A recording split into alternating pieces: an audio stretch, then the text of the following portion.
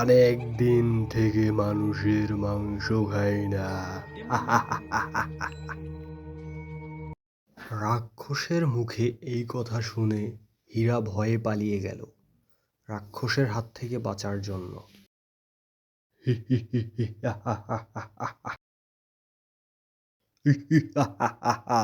পালিয়ে কোথায় যাবি?